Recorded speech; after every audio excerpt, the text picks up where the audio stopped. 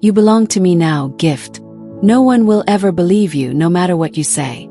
The more you try to speak, the worse it will be for you.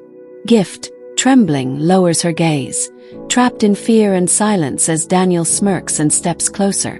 Before we delve into this story, please consider subscribing to my channel, turning on the notification bell, and leaving a comment to let us know where you're watching from. Gift's life began to spiral shortly after. It started subtly, a fever here, a headache there. Mather, ever the watchful mother, initially brushed it off as a passing illness. But when Gift's condition worsened, her mother grew alarmed. She became weak, pale, and lethargic. Her appetite dwindled, and dark circles began to form under her eyes. By the time Mather decided to take her to the hospital, it was clear that something was terribly wrong. At the hospital, the doctor conducted a series of tests and soon returned with a somber expression. "Your daughter has contracted an infection," he said. The words hit Mather like a thunderclap. She looked at Gift, who sat quietly on the examination table, her small frame hunched over. "But how?" Mather asked, her voice breaking. "We don't use a public toilet. I'm careful with hygiene at home."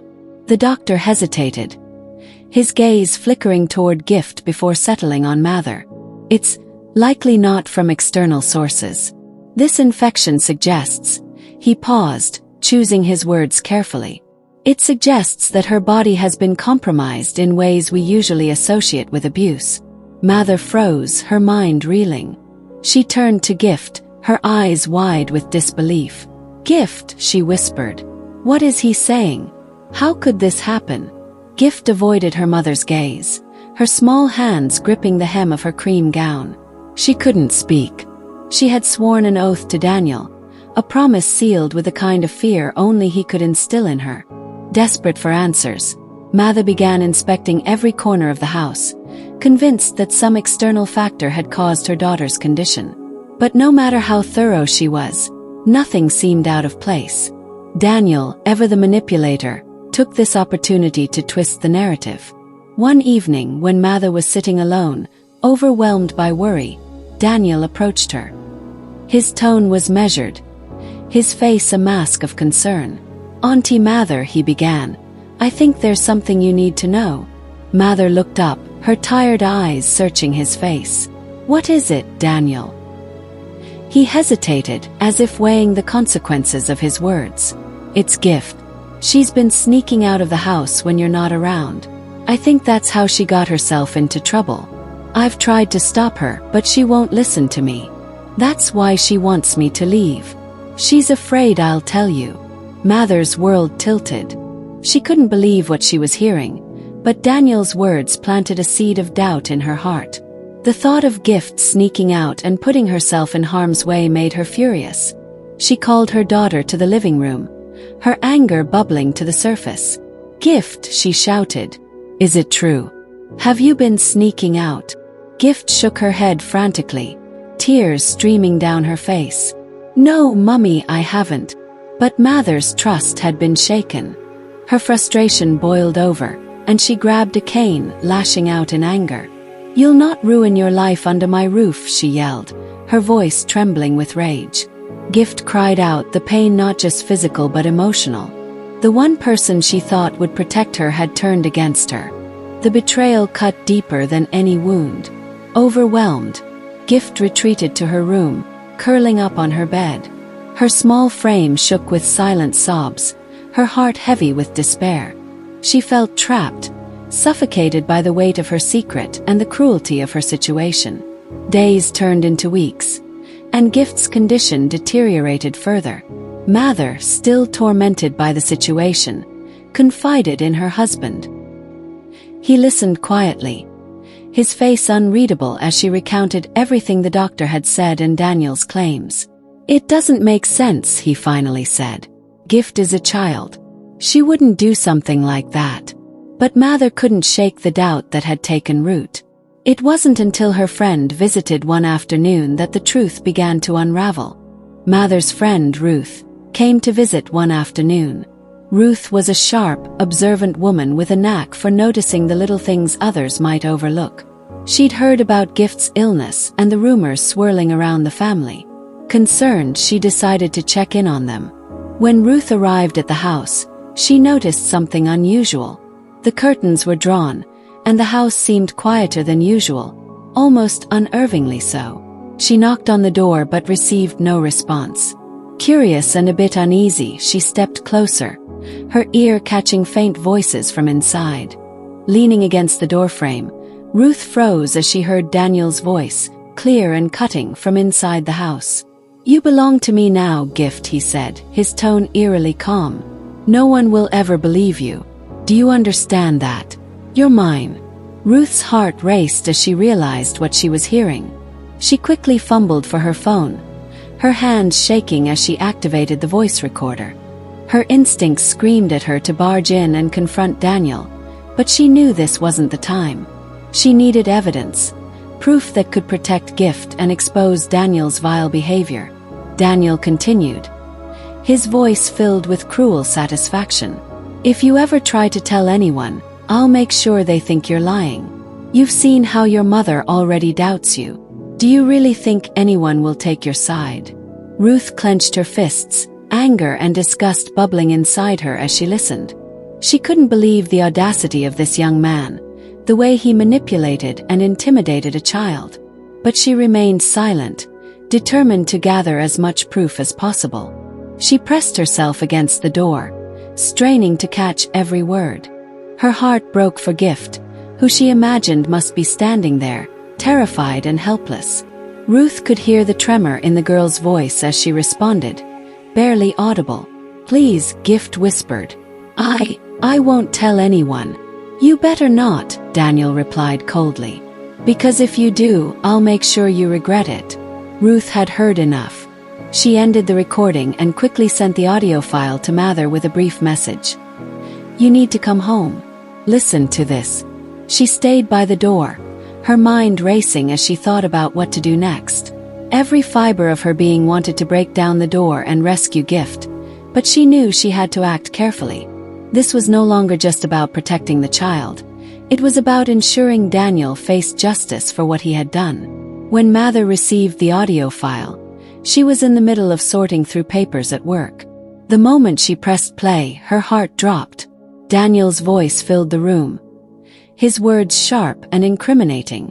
Mather's mind raced as guilt washed over her.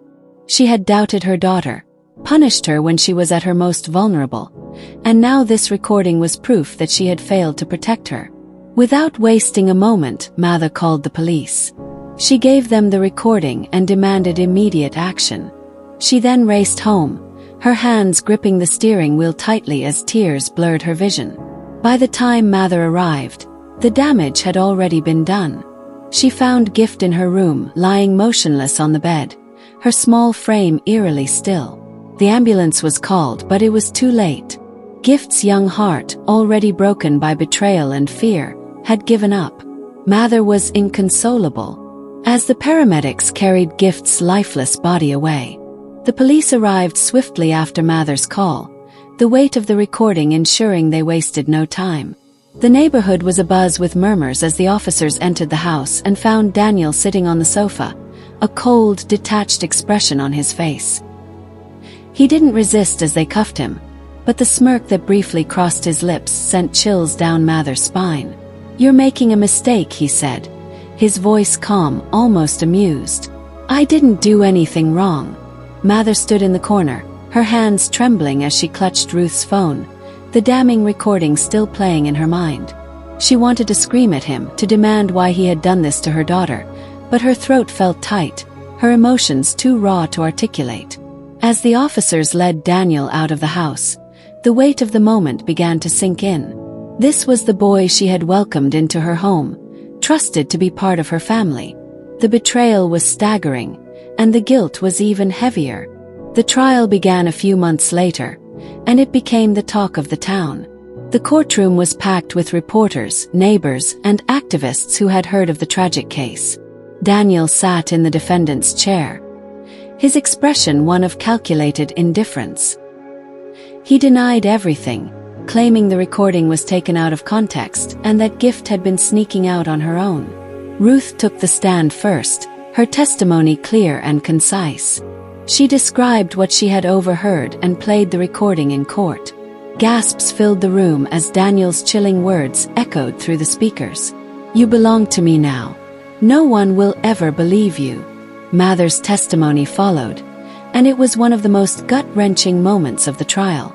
She recounted the months leading up to Gift's death, the illness, the accusations, and her own failure to protect her child. Her voice cracked as she described the night she found Gift motionless in her bed, her small frame lifeless. "I should have listened to her," Mather said, tears streaming down her face. "I should have believed her."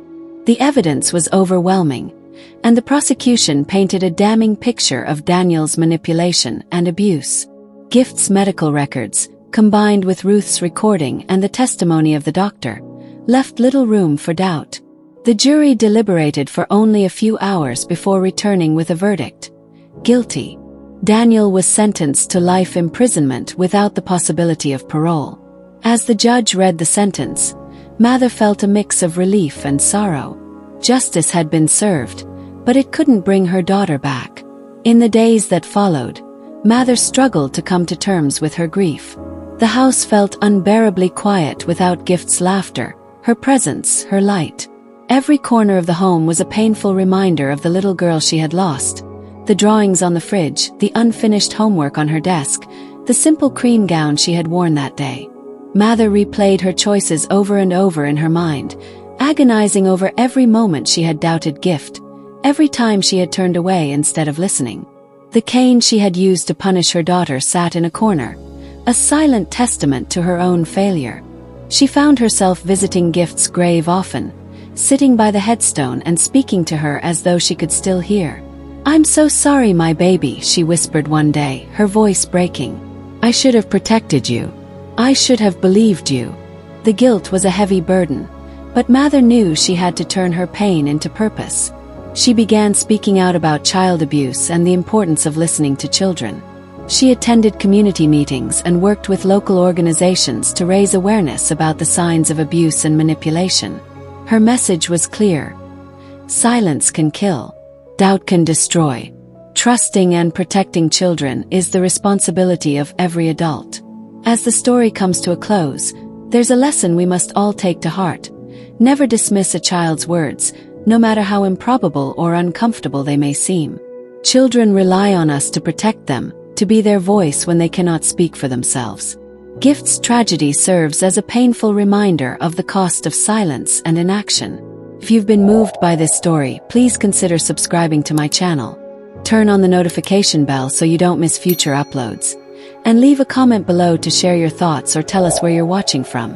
Let's continue to spread awareness, educate ourselves, and create a world where every child feels safe and heard.